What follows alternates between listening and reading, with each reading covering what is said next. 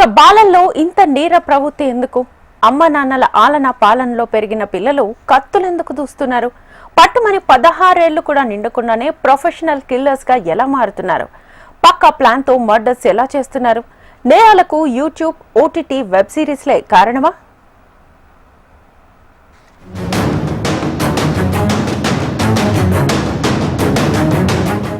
ఓ 15 ఏళ్ల బాలుడు కూకట్పల్లిలో చేసిన మర్డర్ తెలుగు రాష్ట్రాల్లో సంచలనంగా మారింది. కేక్ తినిపించిన చేతితో ఆ బాలికను పుట్టన పెట్టుకున్నాడు. సహస్ర మర్డర్ కేసు పోలీసులకే సవాల్ విసిరింది. ఇంత పక్కా ప్లాన్తో మర్డర్ చేసింది ఎవరు? ఎందుకు హత్య చేశారు? సహస్ర మర్డర్ కేసు మిస్టరీపై పలు రకాల ఊహాగానాలొచ్చాయి. పోలీసులు అన్ని రకాలుగా విచారించారు.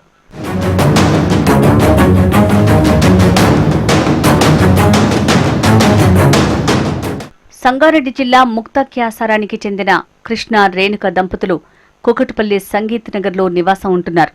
వీరికి ఒక కుమారుడు, కుమార్తె సహస్ర బోయిన్పల్లి కేంద్రీయ విద్యాలయంలో 5వ తరగతి చదువుతోంది. ఈ నెల 18న ఉదయం కృష్ణ, రేణుక పనులకు వెళ్లారు. కుమారుడు సమీపంలోని బడికి వెళ్లాడు. కుమారుడికి లంచ్ బాక్స్ ఇచ్చేందుకు 12 గంటలకు తండ్రి ఇంటికి వచ్చాడు. కుమార్తె రక్తపు మడుగులో ఉండటం చూసి షాక్కు గురయ్యాడు.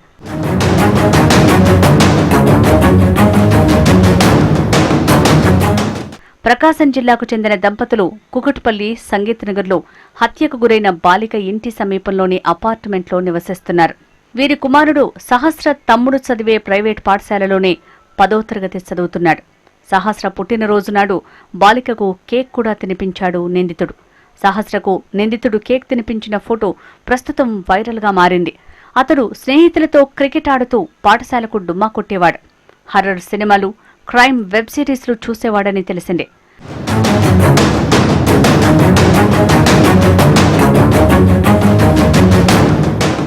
క్రికెట్ అంటే పిచ్చి ఉన్న ఆ బాలుడు సహస్ర తమ్ముని వద్ద ఉన్న క్రికెట్ బ్యాట్ని దొంగిలించడానికి ప్లాన్ వేశాడు.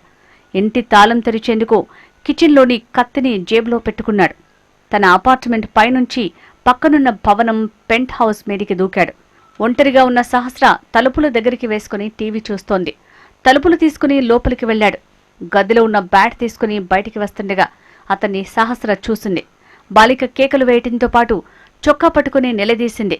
దీంతో బాలుడు ఆమెను తోసేసి పొట్ట మీద కూర్చుని గొంతె నులిమి ఊపిరాడకుండా చేశాడు. కత్తితో గొంతు కోయడంతో పాటు విచక్షణారహితంగా పొడిచాడు.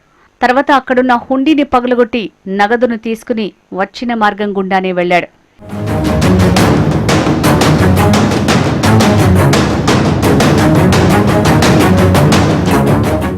బాలుడి క్రిమినల్ బ్రెయిన్ చూసి పోలీసులు అవాక్కయ్యారు. దొంగతనం చేసిన తర్వాత ఎలా తప్పించుకోవాలి, ఒకవేళ దొరికిపోతే ఏం చేయాలి అనేది ముందుగానే బాలుడు రాసుకున్న స్క్రిప్ట్ పేపర్ పోలీసులకు దొరికింది. ఫస్ట్ ఇంట్లోకి ఎలా వెళ్లాలి, చోరీ ఎలా చేయాలి, దొంగతనం చేసిన తర్వాత ఎలా బయటపడాలి, ఒకవేళ చోరీ చేస్తూ దొరికిపోతే ఎలా తప్పించుకోవాలి, మొత్తం ముందే ప్లాన్ చేసుకున్నాడు. దొంగతనం చేయటం ఒక ఆలోచనైతే గ్యాస్ లీక్ చేసి ఆ ఇంటిని పేల్చేయాలన్నది మరో ఆలోచన. ఎలా చూసినా తన పాత్ర బయటికి రాకుండా చాలా తెలివిగా వ్యవహరించాడు.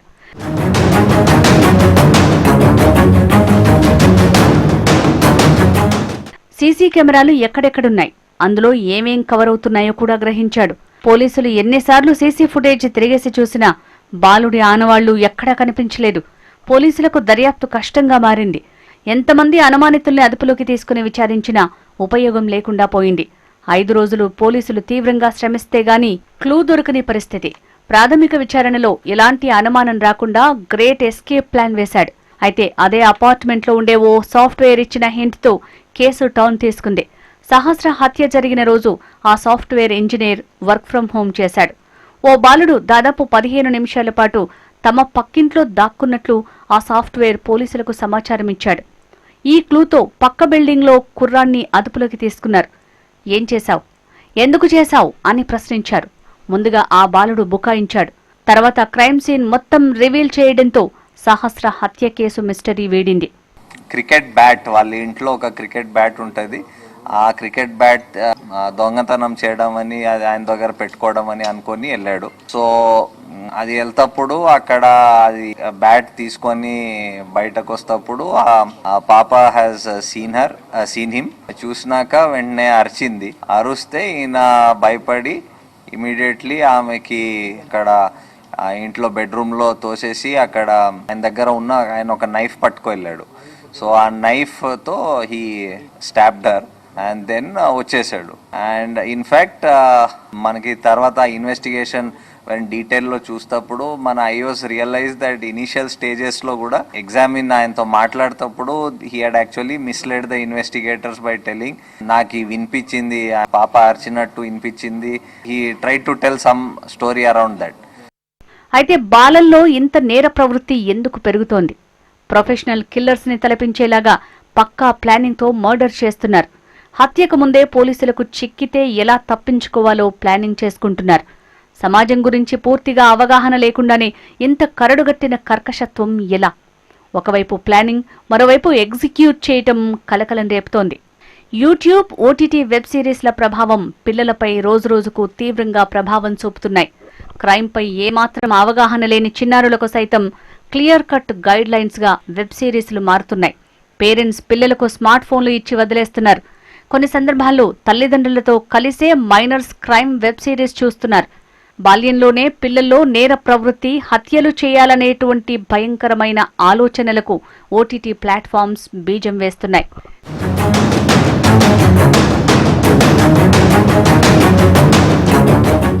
పేరెంట్స్ కు ఇలాంటి హత్యల్లో పాత్ర లేదా?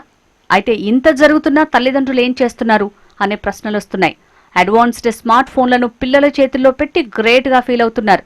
మొదట్లోనే పిల్లల్ని కట్టడి చేస్తే ఏది తప్పో ఏది రైటో తెలియని చిన్నారులు ఇంత దారుణమైన నేరాలకు ఒడిగట్టరు కదా. హత్య జరిగిన తర్వాత మైనర్లను, చిన్నారులను దోషులుగా పరిగణిస్తున్నాం. సరే, వారు మేజర్లుగా ఎదిగే వరకు ఆలనా పాలనా చూడాల్సిన పేరెంట్స్ కు ఈ క్రైమ్ తో సంబంధం లేదని వదిలేద్దామా?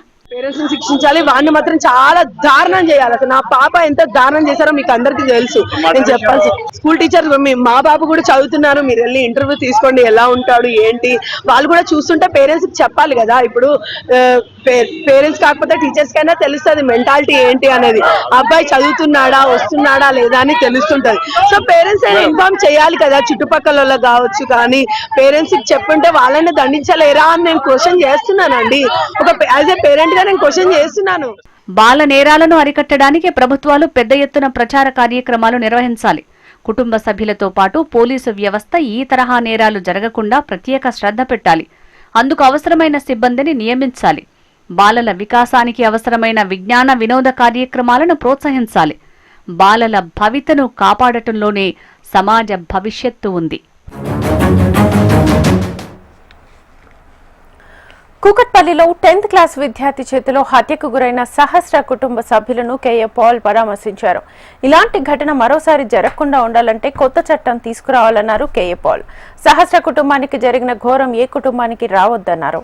సుప్రీంకోర్టులో సహస్ర చట్టం తీసుకురావాలని కోరారు. సహస్రను చంపిన బాలుడికి 14 ఏళ్లే అయినప్పటికీ స్పీడ్ కోర్టులో విచారణ చేపట్టాలన్నారు.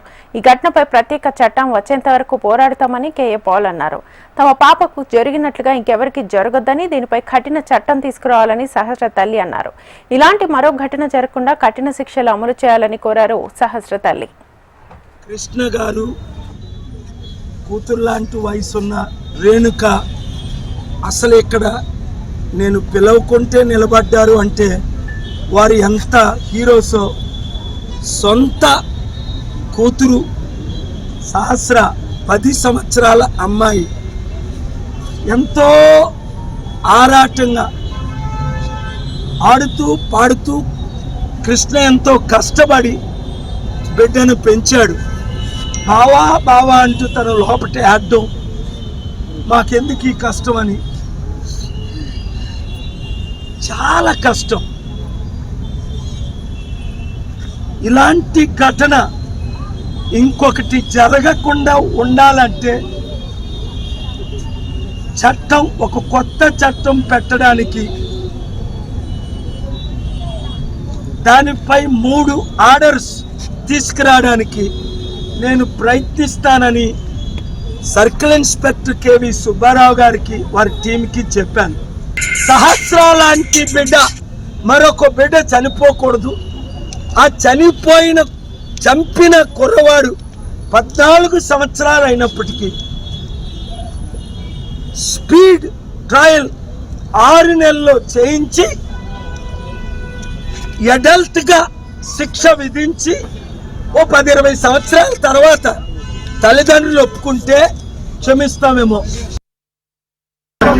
జరిగినట్టే నా పాప జరిగినట్టు ఇంకోటి జరగకూడదు. నేను మొదటి నుంచి కూడా అదే కోరుకుంటున్నాను. ఒక చట్టం అనేది రావాలి. ఇలాంటి మటర్లు ఇలాంటి చిన్నపిల్లలు చేస్తే మైనర్లు కదా అని వదిలేయడం కాకుండా ఇలాంటి చేసిన వాళ్ళకి ఇంకా ఇలాంటిది ఉంటుంది అని భయపడాలి లోకం. నాలాంటి తల్లి ఇంకోరు ఈ స్థానంలో నిలబడొద్దని నేను మనస్ఫూర్తిగా కోరుకుంటున్నాను. అది రావాలి, ఖచ్చితంగా రావాలి. అదే న్యాయం కోరేది కూడా నేను అంటే నా పిల్లని ఎలాగో తీసుకురాలేదు, నేనైనా తీసుకొచ్చుకోలేదు. అలాంటిది అసలు అంత ఘోరంగా చంపారంటే మీరు ఆలోచించండి. ఇలాంటివి వదిలేస్తే ఇంకెన్ని జరుగుతాయి? ఎంతమంది తల్లులు బాధపడాలి ఈ దేశంలో చెప్పండి. అలాంటివి నాతోనే ఎందు కావాలి, అబ్బాయితోనే ఎందు కావాలి, మా పాప ఆదర్శం కావాలి అని